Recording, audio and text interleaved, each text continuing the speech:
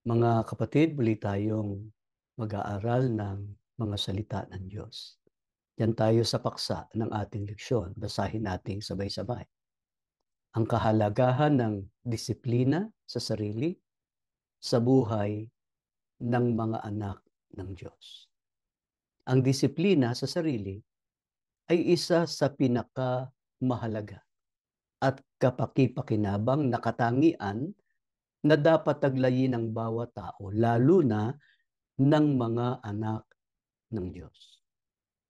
Isa ito sa mahalagang sangkap ng pagtatagumpay, hindi lamang sa buhay na ito, kundi higit sa lahat ay para sa buhay na darating o sa pagtatamo ng buhay na walang hanggan.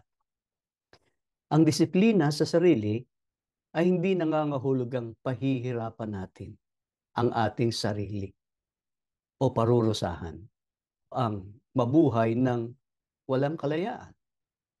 Ang disiplina sa sarili ay nangangahulugan ng pagpipigil sa sarili na tanda ng tibay at katatagan ng kalooban at kakayahang kontrolin ang sarili sa pagharap sa bawat sitwasyon ng buhay. Mas magaan o madali nating mapalalakas o mapatitibay ang disiplina sa sarili kung malalaman natin kung sino ang pangunahing may kalooban o may gusto na maging disiplinado tayo at gaano kahalaga kung taglay natin ang katangiang ito. Diyan tayo sa unang bilang. Sino ang pangunahing may kalooban na maging disiplinado tayo? At gaano kahalaga kung taglay natin ang katangiang ito? Basahin natin ang sagot. Gayun din naman, dinidisiplina tayo ng Diyos sa ikabubuti natin upang tayo'y maging banal tulad niya. Lahat ng pagdidisiplina sa ngayon ay tila man din hindi ikaliligaya kundi ikalulungkot. Gayunmay, pagkatapos ay namumunga ng bungang mapayapa ng katwiran sa mga nagsipagsanay sa pamamagitan nito. Nakasulat yan sa Biblia sa Hebreo 12:10-11. Sino ang pangunahing may kalooban na maging disiplinado tayo? Ang ating Ama na nasa langit, ang Panginoong Diyos. Anong layunin niya sa pagdisiplina sa atin? Ang sabi sa talata, sa ikabubuti natin upang tayo'y maging banal na tulad niya. Nakasulat sa unang Pedro 1:15-16, ang Diyos ay banal. Kaya nais niya na maging banal din ang kanyang mga anak sa lahat ng paraan ng pamumuhay. Upang maging banal at manatiling gayon sa paningin ng Panginoon Diyos, kailangang taglayin natin ang disiplina sa sarili. Paano ipinakilala ng Biblia ang lahat ng disiplina na nagmumula sa Panginoong Diyos? Tila hindi ikaliligaya, kundi ikalulungkot. Subalit, gaano kahalaga kung masanay o mahubog tayo sa lahat ng disiplina na galing sa Panginoon. Ang sabi rin sa talata, mamumunga ito ng bungang mapayapa ng katwiran. Diyan tayo sa kasunod na bilang. Anong tinutukoy na bungang mapayapa ng katwiran na nakalaan sa mga nahubog o nasanay sa disiplina sa sarili o naging mapagpigil sa lahat ng mga bagay? Ito sagot. Basahin natin. Hindi ba ganinyo nalalaman na ang nagsisitakbo sa takbuhan ay tumatakbong lahat? Ngunit, iisa lamang ang tumatanggap ng gantimpala. Magsitakbo kayo ng gayon upang magsipagtamo kayo at ang bawat tao na nakikipaglaban sa mga palaruan ay mapagpigil sa lahat ng mga bagay. Ginagawa nga nila ito upang magsipagtamo ng isang putong na may pagkasira, ngunit tayo'y niyaong walang pagkasira. Alin ang tinutukoy na bungang mapayapa ng katwiran? Natatamuhin ng mga nasanay o nahubog sa pagdisiplina sa sarili, yon ang putong na walang pagkasira. Pero sino ang magtatamo nun? Yung, kumbaga sa manlalaro, nagsitakbo, nakipaglaban, na natutong magpigil ng sarili sa lahat ng mga bagay. Yun na nga yung disiplinado. Hindi ba sa mga tumatakbo sa palaruan, sa mga atleta, hindi basta sumasali, nagsasanay. At kalakip ng pagsasanay, yung self-control. Yung mga hindi dapat gawin, hindi ginagawa. Yung mga dapat gawin, yun ang ginagawa. Ano ba ang hinahangad o minimithi ng mga sumasali sa mga palaro, sa mga paligsahan dito sa buhay na ito? Yung putong na may pagkasira. Halimbawa ay tropeo o salapi bilang premyo. Nasisira yun, lumilipas yun. Pero tayo sa ating pagtakbo, yung kasing ating paglilingkod, yung ating pagka-iglesia ni Kristo, ay itinulad sa takbuhin. Na ang dulo nun, yon ang hangganan, andon ang gantimpala. Alin nga yun? Yung sinasabing bungang mapayapa ng katwiran o ang putong na walang pagkasira. Diyan tayo sa kasunod na bilang. Alin ang walang pagkasirang putong o korona na ipagkakaloob sa mga anak ng Diyos na natutong disiplinahin ang sarili o naging mapagpigil sa lahat ng mga bagay? Ito sagot. Basahin natin. Buhat ngayon ay natataan sa akin ang putong na katwiran na ibibigay sa akin ng Panginoon na tapat na hukom sa araw na yaon, at hindi lamang sa akin kundi sa lahat din naman ng mga naghahangad sa kanyang pagpapakita. Alin yung walang pagkasirang putong o korona na ipagkakaloob sa natutong disiplinahin ang sarili? Yon ang putong na katwiran. Yan tayo sa kasunod na bilang. Alin ang tinutukoy na putong na katwiran? Basahin natin ang sagot. Ang punong kahoy ng buhay sa kaharian ng Diyos o ang buhay na walang hanggan. Kaya ang nandun sa dulo ng takbuhan bilang mga kaanib sa iglesia, bilang mga anak ng Diyos, ay yung punong kahoy ng buhay doon sa kaharian ng Diyos o ang buhay na walang hanggan. Kaya tinawag na punong kahoy ng buhay yung makakain ng bunga ng punong kahoy, hindi na mamamatay. Mabubuhay na walang hanggan. Yon ang dapat nating pagsakitan na matamo.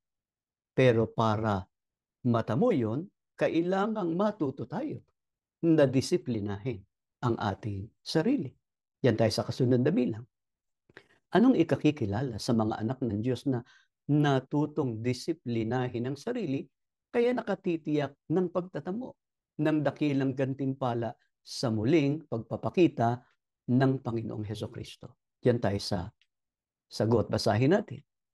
Na nagtuturo sa atin upang pagtangki natin sa kalikuan at sa mga kahalayan ng sanlibutan, ay marapat mabuhay tayong may pagpipigil at matuwid at banal sa panahong kasalukuyan ng sanlibutan ito, na hintayin niya ang mapalad na pag-asa at ang pagpapakita ng kaluwalhatian ng ating dakilang Diyos at tagapagligtas na si Hesukristo. Ang anak ng Diyos na natutong disiplinahin ang sarili ay ang tumanggi sa kalikuan. Ano ba yung tinutukoy na kalikuan? Ay hindi ayon yun sa katwiran ng Diyos. Yun yung mga labag sa mga aral ng Diyos. Yung mga hindi nakalulugod sa Diyos. Tanggihan natin yun. yung mga kalikuan, at sa mga kahalayan ng sanlibutan. Ano yung tinutukoy ng mga kahalayan ng sanlibutan?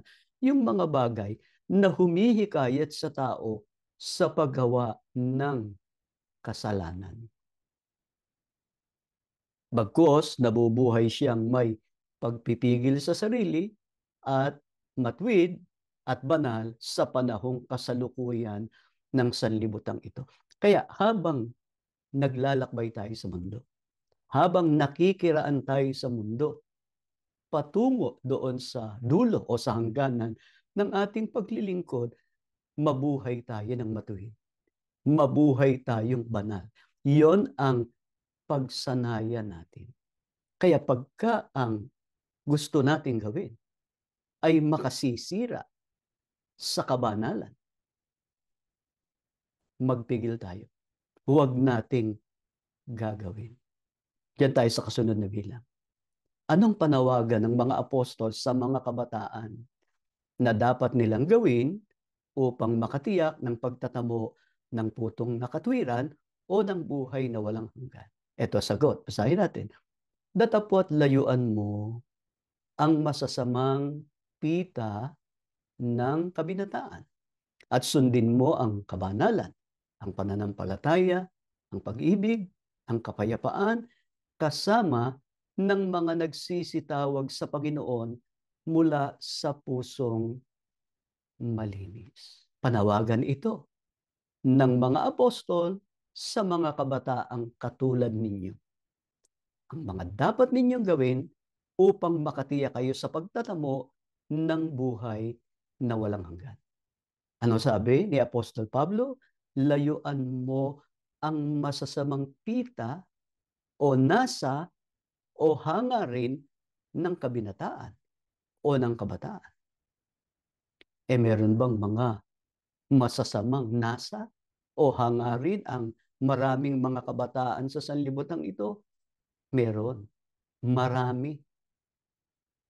Yung kalayawan, yung bisyo, yung masasamang hilig ng mga tao sa mundong ito. Hindi tayo sasama dyan. Lalayuan natin yan. Sa halip, anong inaasahan sa atin? Sundin ang kabanalan. Paano tayo mababanal? Ang mga salita ng Diyos. Ang makababanal. Kaya kung ano yung aral. Kaya nga dito sa EGM, ang itinuturo namin sa inyo ay kung ano lang yung aral na tinanggap natin sa sugo at sa naon ng namahala. Sapagkat sila yung pinagtiwalaan ng Diyos na magpaunawa sa atin ng mga dalisay na mga aral ng Diyos. Susundin natin lahat yun. Yung bawal ng Diyos, huwag natin gagawin. Yung utos ng Diyos, yun ang dapat natin gawin. Disiplinahin natin ang ating sarili para magawa natin ang dapat gawin at huwag gawin ang hindi dapat gawin. Ano pa ang dapat nating sundin? Bukod sa kabanalan, ang sabi, ang pananampalataya. Yung ating pagka-iglesia ni Kristo, yung pananampalatayang tinamo natin sa loob ng iglesia ni Kristo, yun ang tunay nating pananampalataya. Huwag tayong hihiwalay doon. Ano ba saligan ng tunay na pananampalataya? Yun ding mga salita ng Diyos. Ano pa ang dapat nating sundin? Yung pag-ibig. Pag-ibig sa Diyos, pag-ibig sa Panginoong Kristo, pag-ibig sa iglesia, pag-ibig sa mga kapatid, pag-ibig sa magulang, sa mga mahal sa buhay. Iniibig ba natin sila? Kung iniibig natin, nakatutugon tayo sa inaasahan ng Diyos sa mga kabataan. Pero kung hindi nyo iniibig ang magulang nyo, sa paraang hindi naman kayo nakikinig, ang tigas ng ulo nyo, kung ano ang gusto nyong gawin, kahit mali, ay yun ang ginagawa ninyo. At galit pa kayo sa inyong magulang pagka kayo ay sinasaway. Mali yun. Ang tunay na umiibig sa magulang, sinusunod niya ang payo, ang saway ng magulang. Ano pa ang dapat nating sundin? Yung kapayapaan. Sa iglesia ay naghahari ang pag-iibigang magkakapatid para mabuhay ng payapa ang bayan ng Diyos. Ganun ang iglesia nun eh. Sa panahon ng matuwid na mga namahala, nagkaproblema lang ngayon sa ilalim ng kasalukuyang pamamahala sa iglesia. Bakit nga? Sapagkat nawala yung pag-ibig. Ang naghari yung poot, yung pag-aaway, paglalabanan. Masama yun. Sa loob ng pamilya, ang dapat na maghari kapayapaan. Pero para maghari ang kapayapaan, dapat ang naghahari o nasusunod kung ano yung kalooban ng Diyos. Para mangyari yan, ang sabi nga sa talata, sundin mo ang kabanalan, ang pananampalataya, ang pag-ibig, ang kapayapaan, kasama ng mga nagsisitawag sa Panginoon mula sa pusong malinis. Kaya kung tayo ay makikipagkaibigan, makikipagbarkada, ang dapat nating maging kaibigan, ang dapat nating maging kabarkada, yung mga nagsisitawag o naglilingkod sa Panginoon na may malinis na puso. Ganon tayo iminulat sa iglesia. Ang mga kasama natin, ang kahalubilo natin, mga kapatid sa iglesia, na kapupulutan natin ng mga magagandang pag-uugali, magagandang asal. Kaso may problema nga ngayon ang iglesia. Dahil na rin sa ang naitanim sa marami ay ang pagkapuot. Huwag nating gagayahin yun. Kundi maghari ang pagmamahalan, ang pag-iibigan sa isa't isa. Kung ginagawan tayo ng masama, kung napopuot sa atin ang kapatid, huwag natin silang gagantihan ng masama. Huwag tayong mapopuot sa kanila. Sapagkat ang inaasahan sa atin ng ating Panginoon Diyos, ang maghari ay pag-ibig at kapayapaan. Yan tayo sa kasunod na bilang. Sino ang pangunahing kinakasangkapan ng Diyos sa pagtuturo ng disiplina sa mga anak niyang kabataan? At ano ang napatutunayan nila sa Diyos kung naturuan nila sila, ang kanilang mga anak, ng disiplina sa sarili? Ito sagot. Turuan mo ang bata sa daan na dapat niyang lakaran. At pagka tumandaman siya ay hindi niya hihiwalayan. Mapagmahal na magulang, anak ay dinidisiplina.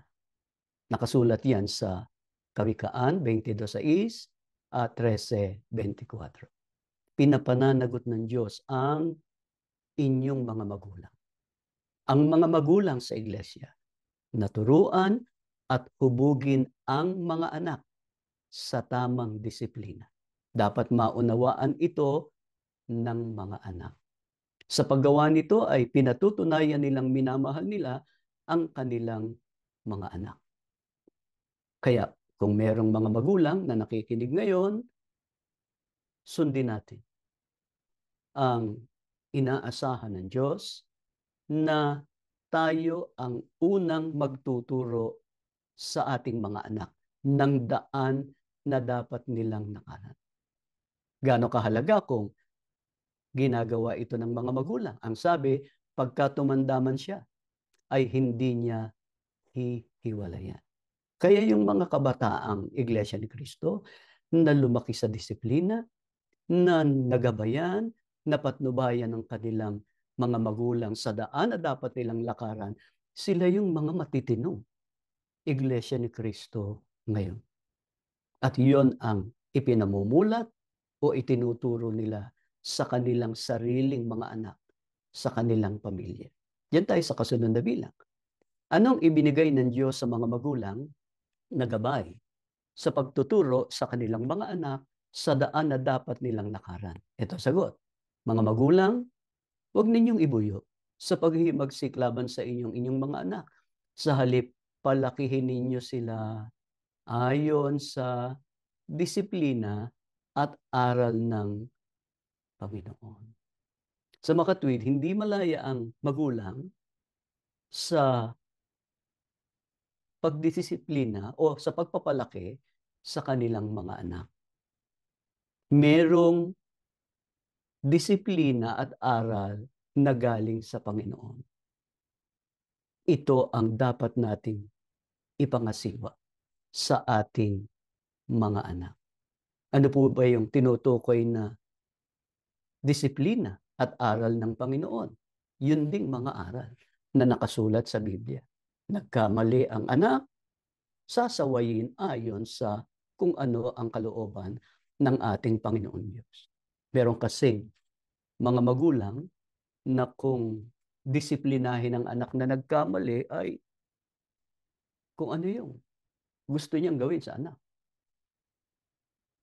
Andiyan hambalusin ang anak ng kung ano yung mahawakan niya, batuhin ang anak ng anumang bagay kahit saan tinatamaan ng anak, minumura, binubugbog, mali.